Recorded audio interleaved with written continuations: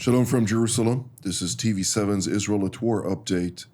And as we continue to deliberate the latest developments from both here in Israel, throughout the region, and beyond, it's always important to remember that on October 7th, 222 days ago, the Islamist groups from the Hamas-plagued Gaza Strip launched an onslaught on southern Israel, declaring war by perpetrating a massacre, murdering some 1,200 mostly civilians, wounding over 4,800 others, and kidnapping 246 people, including elderly, men, women, children, and infants.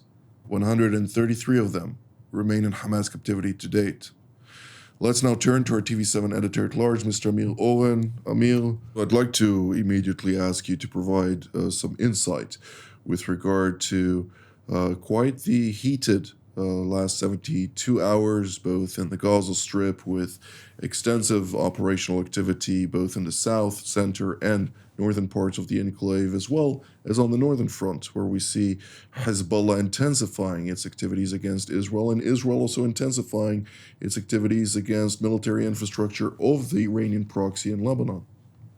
So, yes, Jonathan, you're right. The war does seem to be at a sort of an impasse. There are legitimate targets that the Israeli Defense Forces are hitting in both Gaza and Lebanon, and there are casualties which the IDF has been suffering, some 24 severely wounded, in addition to half a dozen killed over the last several days. And in the north, Hezbollah is being hit more than it is hitting Israel, but nevertheless, Israeli villages and towns, even those they are mostly vacant, they are being hit, and there's no date certain yet in sight for the return of the residents there. Now, the Israeli army divisions are operating in three particular sectors in Gaza. They are operating in the Jabalia neighborhood in the north, in the Zaytun neighborhood in the central area of the Strip, and in the outskirts, the eastern outskirts of Rafah, and somewhat more towards the center of town, but not yet at the very core of where the Hamas battalions are supposed to be. And this is, of course, the very southern tip of the Gaza Strip. Now, there's a debate going on between the Biden administration and the Netanyahu government about the correct order of the procedure, how to progress. Netanyahu claims that only after Hamas is eliminated, eradicated, dismantled, whatever term you want to use, only then will the time come to consider the political solution or the way to fill the vacuum. The US, backed by Egypt and others, back and says that this argument is upside down, that without a sort of a political outline, there will never be any replacement of Hamas, and the war could go on forever. And this is also, of course, reflected in the domestic debate within Israel. And right now, the Netanyahu government is torn regarding a different issue altogether, but it is also tangential to the war, and that is how to recruit and draft ultra-Orthodox youth, which have been given waivers up to now, and which the Supreme Court has ordered drafted.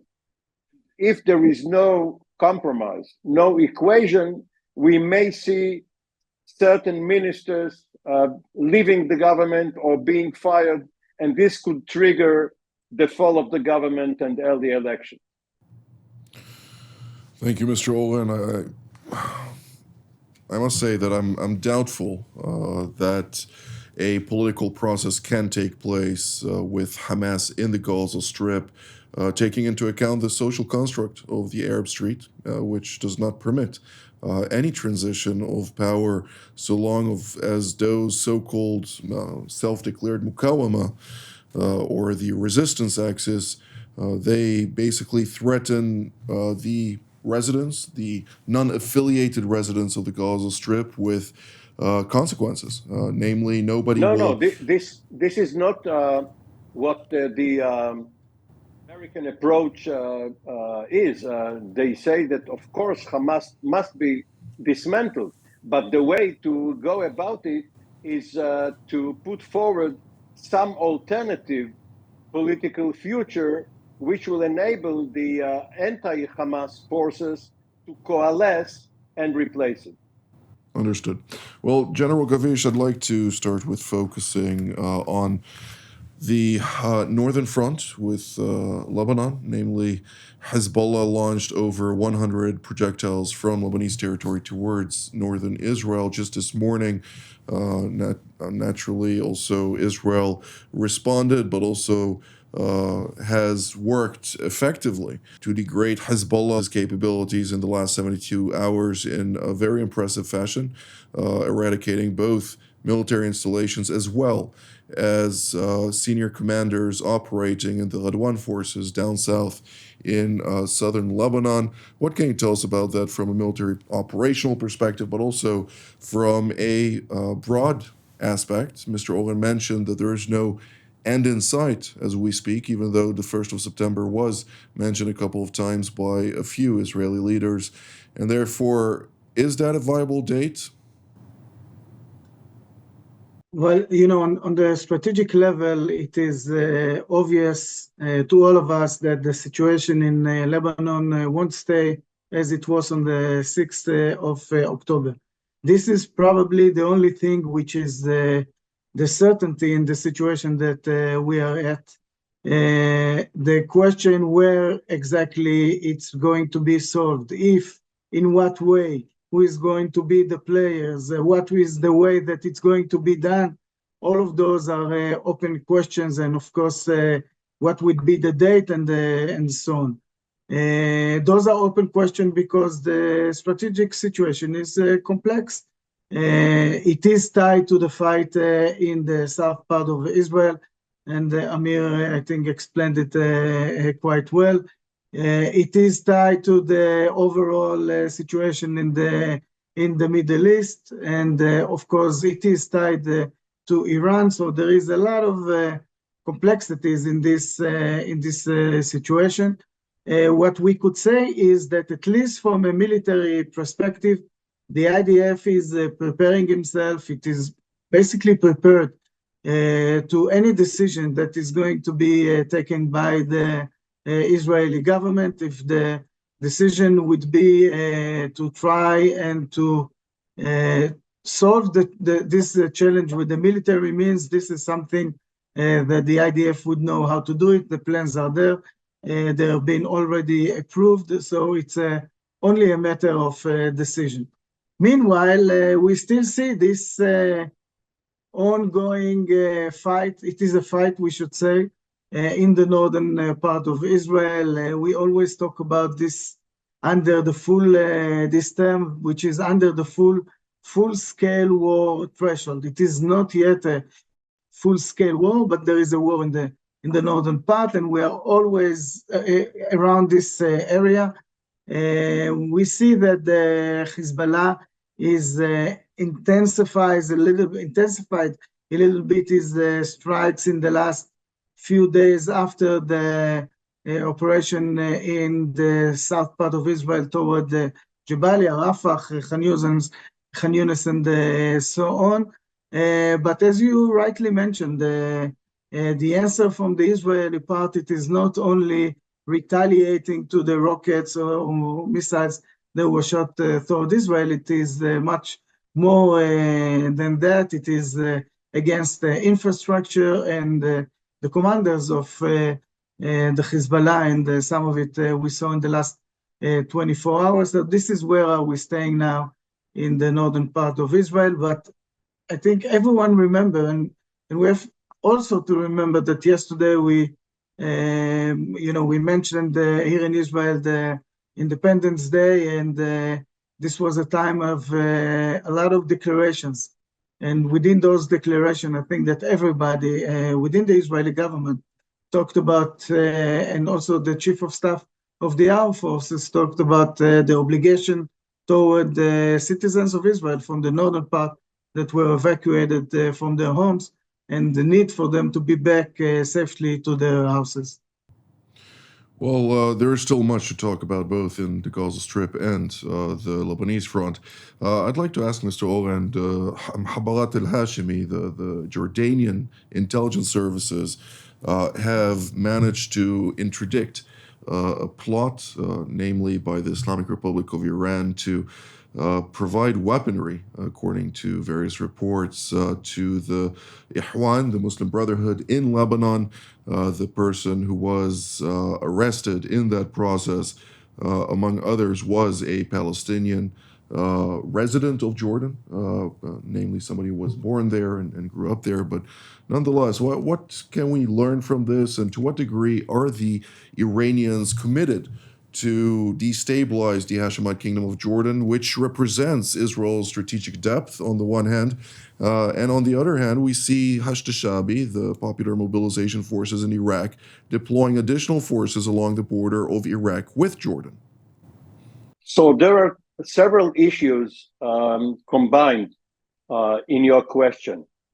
You mentioned the General Intelligence Directorate of Jordan, which is one of the better intelligence services in the Arab world. It was, of course, tutored by the British, who are masters of this craft, and usually it manages to expose and foil assassination attempts against the monarch and other senior figures of the Hashemite kingdom, and in general fight against subversion. And subversion could mean either extreme Palestinian organizations, because there is a Palestinian majority demographically in Jordan, and it could be Iranian or Iranian proxies. And the other issue which this brings forward is that the Eastern Front is one which is now posing a threat to Israel almost as much as the Northern Front, that is Lebanon and partly Syria, and the Southwestern Front, namely Gaza, Hamas, Palestinian Islamic Jihad, and their partners. And Jordan, as a peace partner of Israel, is a very important strategic asset for Israel, as Israel is a strategic asset for Jordan, where Jordan to stay on only vis-a-vis the Palestinians, its position would have been precarious. So it is better for both Israel and Jordan to cooperate, as it is for Israel and Egypt.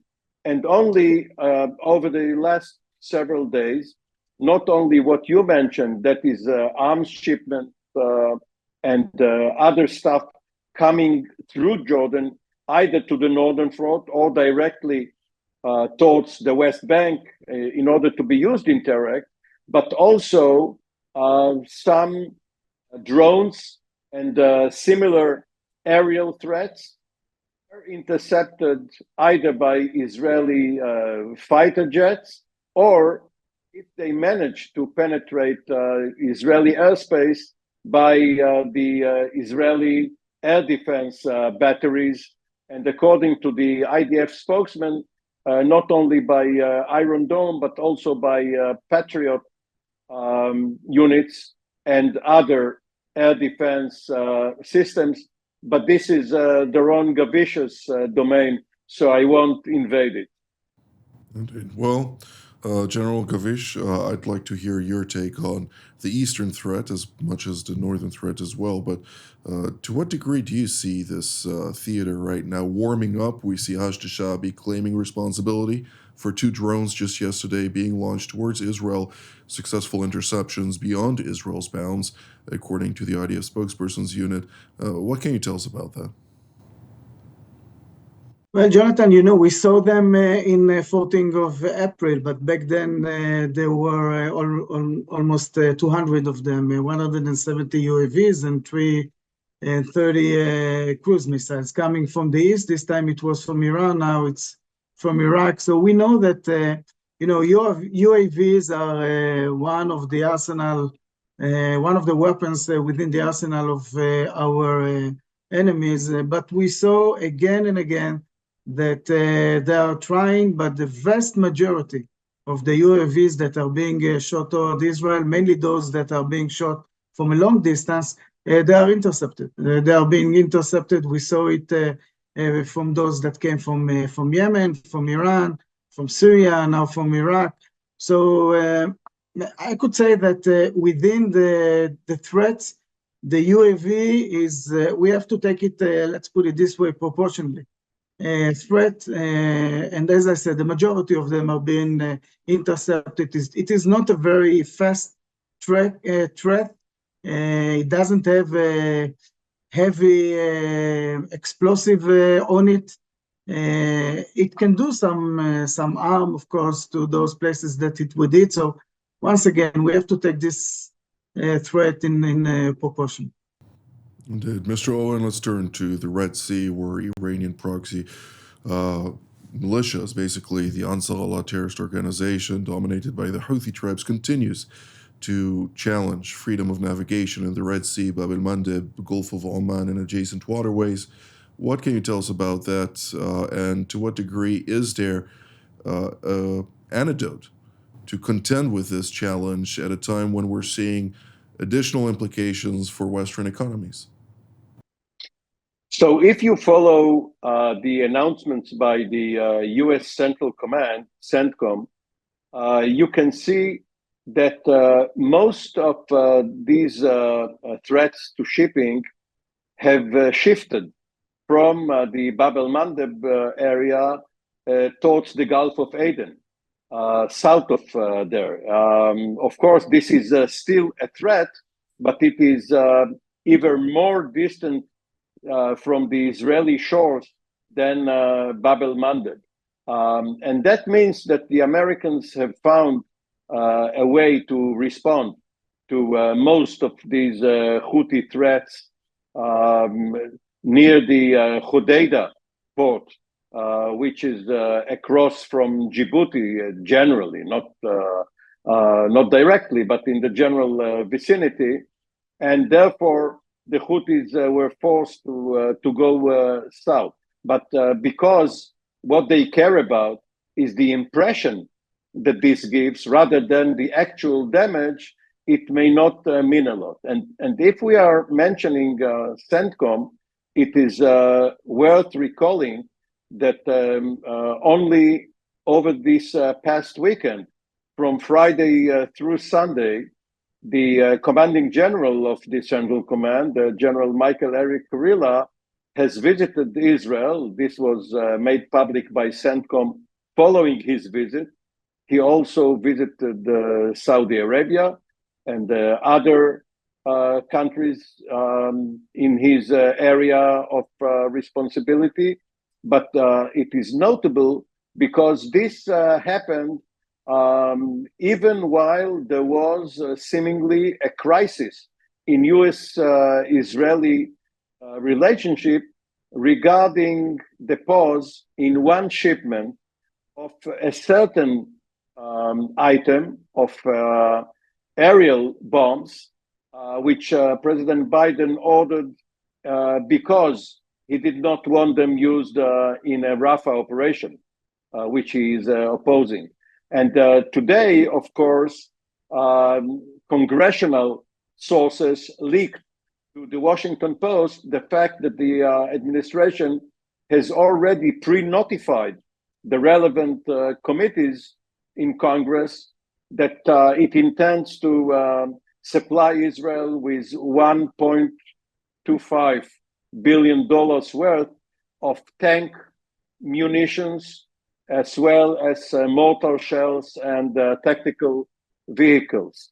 And the Kurila visit signifies the excellent working relationship between the various military echelons, regardless of what is happening between the politicians.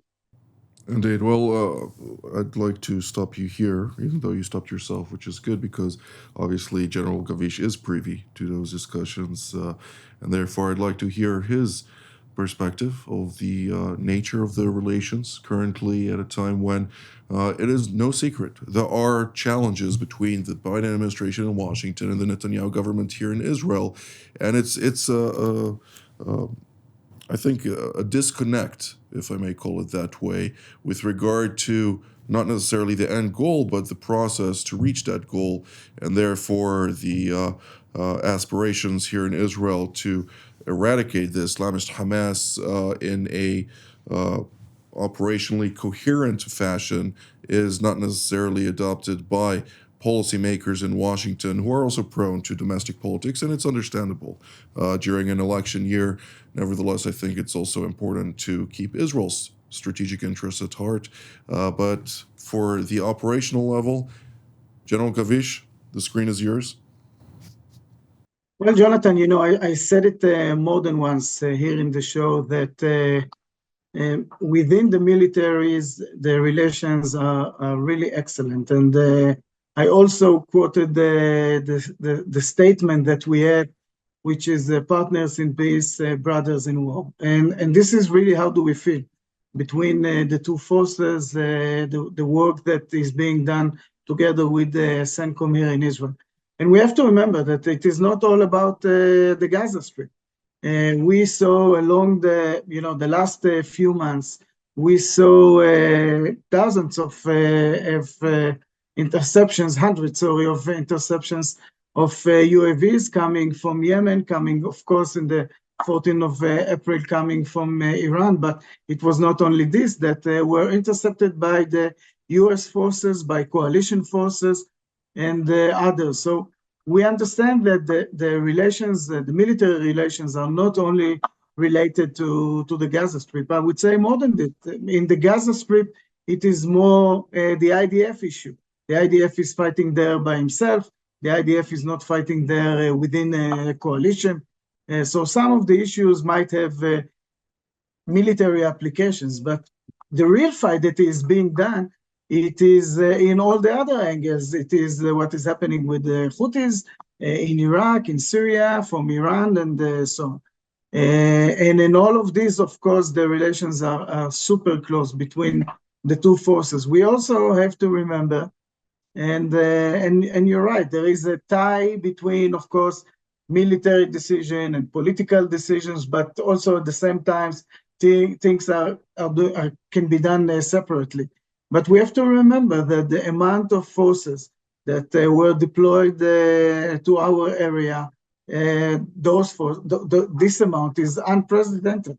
The amount of Navy ships, of carriers, Air Force assets, and others, and all of those, of course, could be done only with the support of the US military, and also others. The amount of equipment that was being delivered to Israel during this time, we have to take it all in the largest context, and we could understand that those relations, for sure, in the military side, are really like this. And if I may think it's add, important to Jonathan, note, Mr. Owen, first, with regard to your earlier remark, the 1.265, if I'm not mistaken, billion dollars that have been allocated were part of the congressional arrangements, as part of which we see a substantive amount of tank armaments, of 155 artillery shells, of other types of vehicles that are tactical vehicles for various operational considerations and are really welcomed here in Israel, of course. And for that, I'd like to thank, of course, the American people. But it's also important to highlight that the JDAMs that were withheld, the one shipment you referred to earlier, these are precision or kits to upgrade heavy load bombs, basically, from aircraft with precision capabilities, and it's quite counterintuitive to withhold a specific system that would essentially provide the IDF the capacity to avoid additional collateral damage that is not necessarily something that needs to happen in a very tough urban area of fighting. Now, Mr. Owen, you have the last minute. Well, the administration puts it in a different light. They say that Israel has saved the JDAM kits for its Lebanon contingency and used the so-called dumb bombs in Gaza earlier in the war, and that they are afraid that once again in Rafah, Israel would do it. But regardless of that fight over the munitions, we should note that in the south of Israel, in the Negev, there are once again air raid sirens going on because once again mortar shells and rockets are being launched at Israel. And even though they don't usually cause a lot of damage, there's still work to be done to eradicate the threat. Indeed. With regard to the JDAM kits being saved for the Northern Theater, of course, this is unsubstantiated at this point in time and was reported by a couple of outlets in the United States. Nevertheless, I am waiting for corroboration on this matter as soon as possible. General Gavish, last sentence is yours. Well, I think that we should expect to some developments in the area in the Gaza Strip. There are three divisions, which is completely different from where we were in the last few weeks. And I think that this is something that we should expect for the next days or weeks. Indeed, 3 divisions, 162, 98, and 99. Well, that's all the time that we have for today. I'd like to thank General Gavish and Mr. Owen for your insights. I'd like to thank all of you at home as well. Until our next update from here in Jerusalem. Shalom.